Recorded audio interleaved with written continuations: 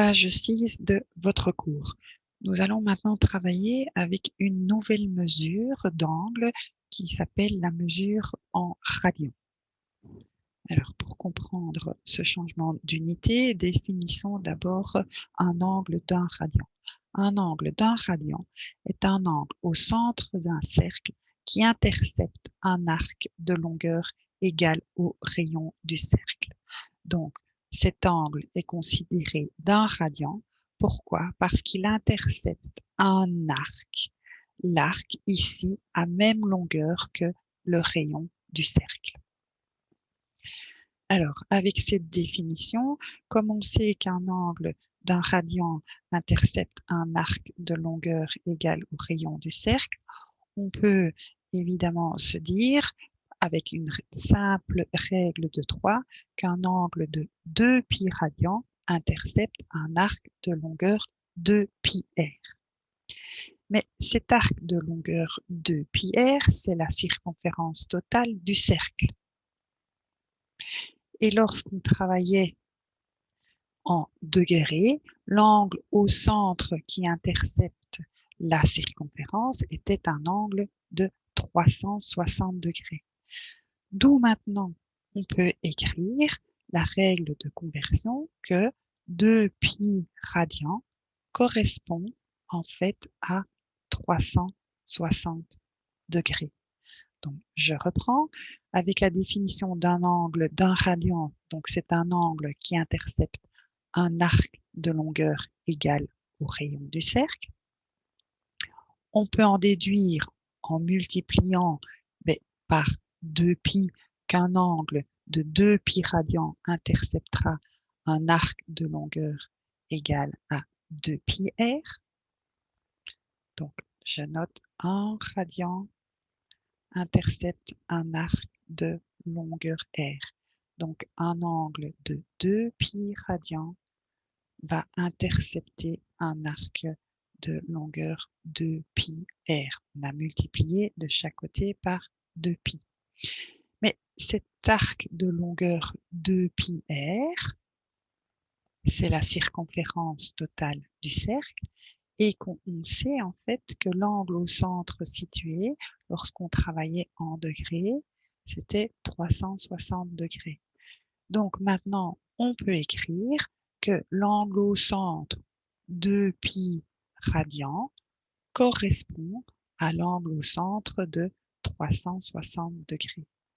Et c'est ce qui nous permet d'avoir la règle de conversion ici entre les degrés et les radians, qui est une règle très importante à retenir. 180 degrés, vous devez dorénavant savoir qu'il s'agit de pi radians. Maintenant, on poursuit. Si on veut savoir connaître la valeur de 1 degré, qu'est-ce que ça donne en radians? On va diviser de part et d'autre par 180 degrés. Et si vous prenez votre calculatrice, vous obtenez que pi sur 180 degrés, ça fait 0,017 radians. Même chose, si on veut connaître la valeur de 1 radian en degrés, on multiplie de part et d'autre, on divise de part et d'autre par pi. Donc, je divise ici de part et d'autre par pi. Là-bas, je vais diviser de part et d'autre par 180 degrés. Donc, si on divise de part et d'autre par pi, on peut voir que 180 degrés sur pi, ça nous donne 57,3 degrés. Donc, dorénavant, vous devez savoir que 1 radian correspond à 57,3 degrés. Alors, pour les angles particuliers du premier cadran, il faut savoir, on sait que 2π radians, c'est égal à 360 degrés. Donc, si on divise par 2, on peut comprendre que pi radian est égal à 180 degrés. Si on divise encore par 2, on peut comprendre que pi demi radian, ce sera égal à 90 degrés. Et ainsi de suite pour les autres angles, on peut trouver la valeur correspondante en degrés.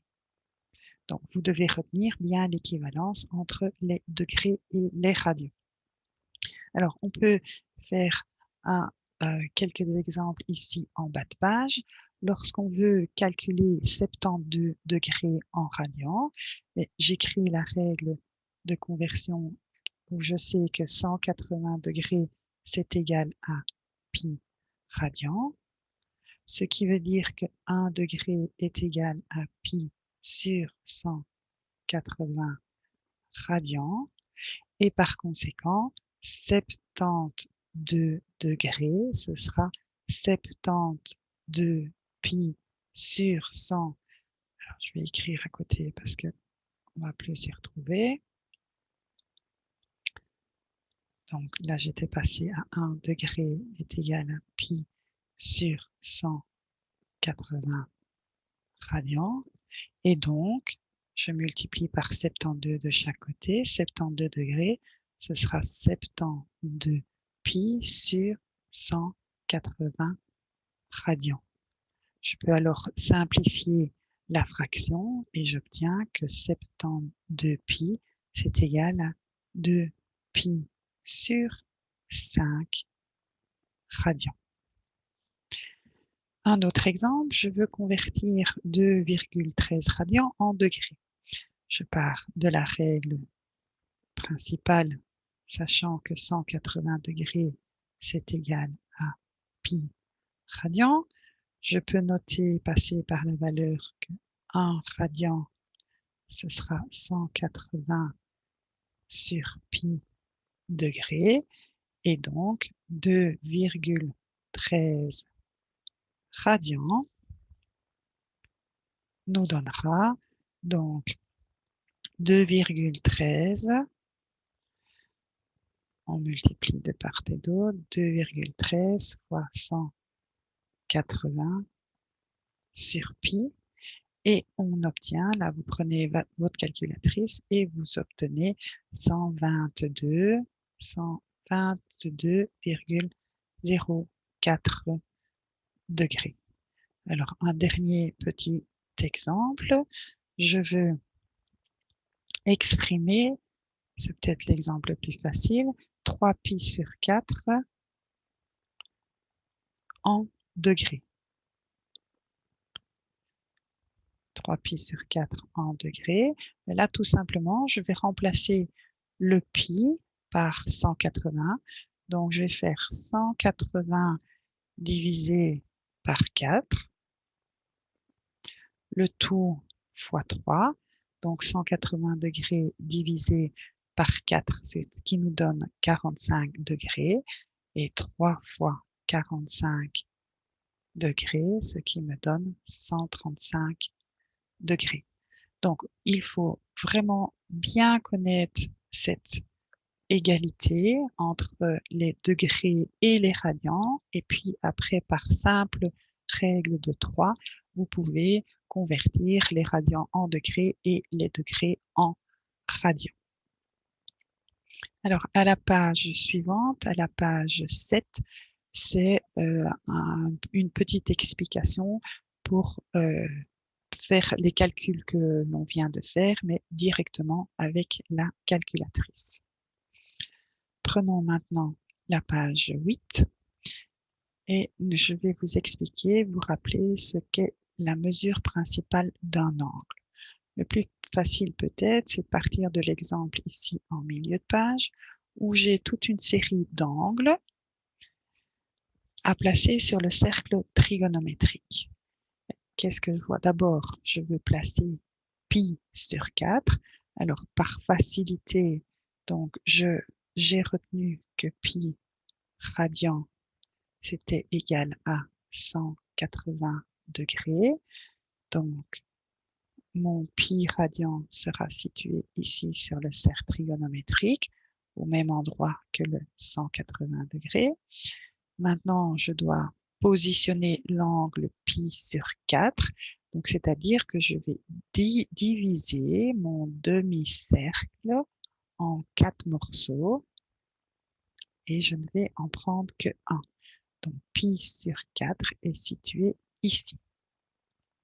Maintenant, si je dois placer l'angle suivant 9 pi sur 4, c'est-à-dire que je dois prendre 9 fois ce même morceau ici du cercle trigonométrique. Donc, je peux calculer une fois 2 fois, 3 fois, 4 fois, 5 fois, 6 fois, 7 fois, 8 fois et 9 fois. Et donc, je me rends compte que je me retrouve au même endroit sur le cercle trigonométrique. Donc, ce sont des angles qui n'ont pas dont l'amplitude n'a pas la même valeur, mais qui se situent tous au même endroit sur le cercle trigonométrique. Donc, moins 7pi sur 4 et 17pi sur 4 sont également ici quelque part au même endroit sur le cercle trigonométrique. Donc, on peut voir que toutes ces écritures peuvent se simplifier en une seule, qui est pi sur 4 plus 2k pi. Donc, le 2k pi, le k indique que je peux faire des tours de cercle. Donc, partant de pi sur 4 et ayant fait un tour de cercle complet, je suis revenu au même endroit. Donc, ça, c'est lorsque k sera égal à 1. Maintenant, si k est égal à 2, ça veut dire que j'ai fait 2 fois le tour du cercle et je reviens chaque fois au même endroit. Donc, on simplifie toutes ces notations qui sont ici. On a une infinité puisqu'on peut tourner de façon infinie positivement sur le cercle trigonométrique ou bien même chose dans le sens négatif. Donc, voici un petit récapitulatif de toutes les notations. Donc, finalement, pi sur 4, je peux le noter comme étant 0 fois pi sur 4 plus 0 fois 2pi. 9pi sur 4, c'est en fait pi sur 4 auquel j'ai ajouté un tour de cercle complet.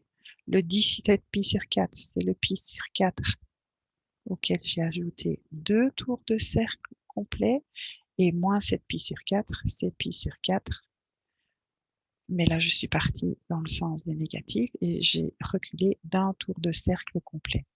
Donc, c'est pour que vous compreniez bien d'où vient l'écriture condensée, qui est la suivante, pi sur 4 plus un certain nombre de fois de tours de 2pi radians. Et donc, c'est pi, on note ça, pi sur 4 plus 2k pi. Donc, k appartient à l'ensemble des entiers. Donc, k peut valoir moins 2, moins 1, 0, 1, et ainsi de suite. Il indique le nombre de tours de cercle autour du cercle trigonométrique. Donc, voilà, ça, je pense que grâce à l'exemple, vous allez pouvoir mieux comprendre cette partie-ci. Et donc, finalement, de tous ces angles ici situés au même endroit, on a décidé que un parmi tous ceux-ci serait ce qu'on appelle la mesure principale. Et la mesure principale, c'est celui dont la valeur est comprise entre moins pi et pi. Donc, il doit être quelque part dans l'intervalle de moins pi à pi. Si je fais un petit axe gradué, donc j'ai par exemple ici le 0, mon pi, mon moins pi.